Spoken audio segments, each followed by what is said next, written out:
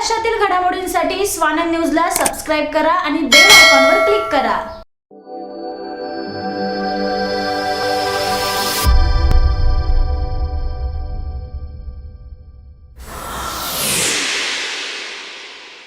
उल्हासनगर शहरातील राजकारणाचा केंद्रबिंदू असलेल्या कलानी कुटुंबाचे राजकीय महत्त्व पप्पू कलानी यांच्यामुळे पुन्हा वाढले आहे।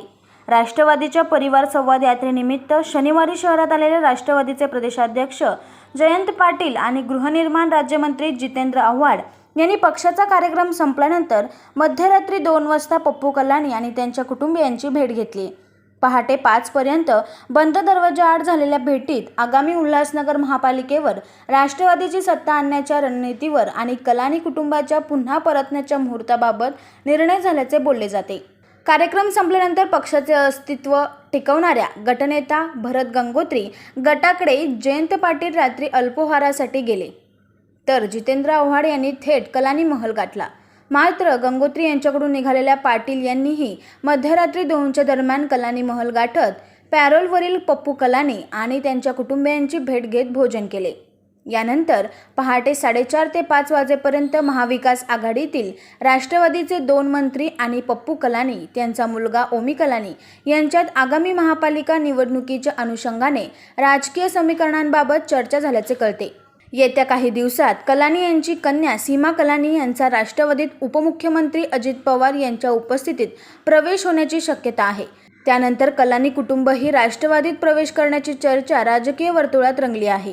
देखिए, जयंत पाटिल जी और जितेंद्र आव्हाड जी को कलानी परिवार ने आमंत्रित किया था कलानी महल आने के लिए, और बहुत ही गहरा दोस्ताना है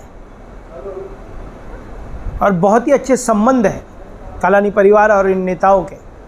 तो दोनों हमारे कैबिनेट मंत्री साहब हमारे कलानी महल आए थे, पप्पू कलानी साहब से उनकी चर्चा भी हुई, और वो जो चर्चा हुई वो राजनीतिक चर्चा नहीं थी, पर हमारे जो टीम ओमी कलानी के जो हमारे सभी नगर सेवक हैं, ऐसे 22 नगर सेवक थे जो शहर के विभिन्न समस्याओं को लेकर हमारे मंत्री महोदय जी से ओमी कलानी जी की अध्यक्षता में, पंचम कलानी जी की अध्यक्षता में हम उनकी शहर की जो समस्या है उनको उस समस्याओं को बताया गया किस तरीके से हम हल कर सकते हैं समस्याओं को। फिर वो FSI का मामला हो, वो रीडेवलपमेंट का मामला हो, सड़कों का विषय हो, पानी का प्रश्न हो, ये सभी विषयों को लेकर हमने मंत्री महोदय जी से चर्चा की, और उन्होंने भी कहा समाधान कारक इस विषय को लेकर कहाँ पर भी हम सकारात्मक चर्चा हुई विकास के विषय को लेकर, और आने वाले दिनों में शहरवासियों को उसका रिजल्ट भी होगा। और ओमी कलानी जी और पंचम कलानी जी से भी हमारे नेता महोदयों की चर्चा हुई। आने वाले दिनों में राजनीतिक तौर पर क्या निर्णय होगा ये पूरा महाराष्ट्र देखेगा, पर यह तय है कि आने वाले महानगर पालिका के चुनाव के बाद जो महापौर होगा वो कलानी परिवार का होगा।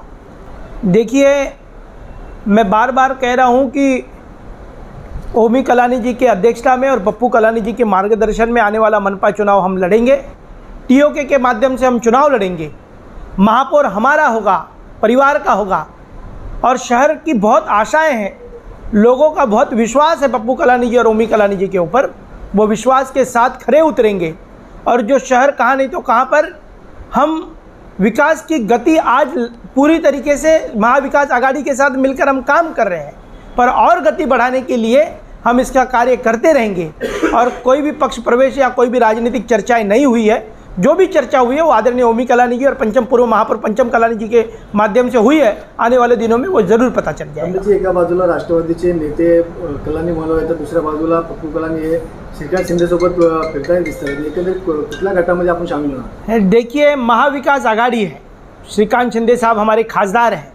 जब जब भी शहर की परिस्थिति व हालात के ऊपर जब कुछ भी तकलीफ़ें होती हैं, कल एक हमारे शहर में हादसा हुआ, एक दिन पहले आदरणीय पप्पू कलानी जी ने वहाँ पर दौरा किया था, और उस दौरे में ही आम जनता के सामने आदरणीय खासदार साहब से उन्होंने बात की, वहाँ के आमदार जी से बात की और संबंधित अधिकारियों से बात की, और खासदार साहब ने समय दिया, और आदरणीय पप्पू कलानी जी और खासदार साहब इस विषयों को लेकर किस तरीके से हम शहर को राहत दिला सकते हैं, और जो मृत्युमुखी हमारे हुए हैं उस लड़के के परिवार को सांत्वना देने के लिए खासदार श्रीकांत शिंदे जी और पूर्व विधायक पप्पू कलानी जी वहाँ पर गए थे।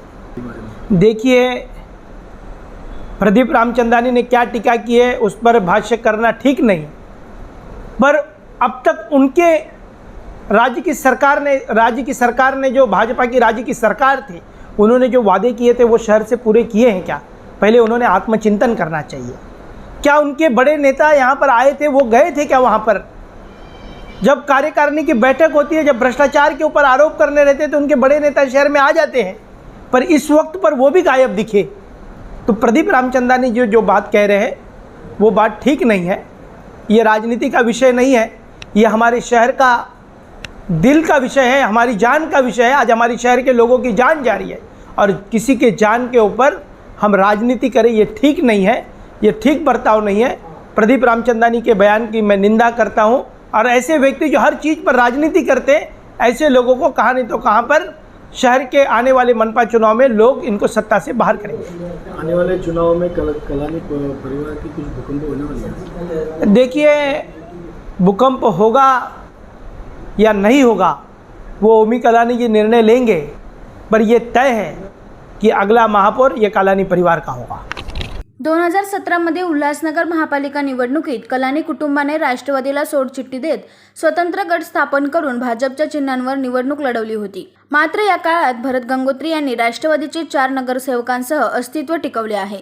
त्यामुळे पक्षाशी दगाफटका करणाऱ्या कलानी कुटुंबांच्या प्रवेशाला गंगोत्री गटाचा विरोध आहे। आकाश सहाने, स्वानंद मीडिया, उल्हासनगर।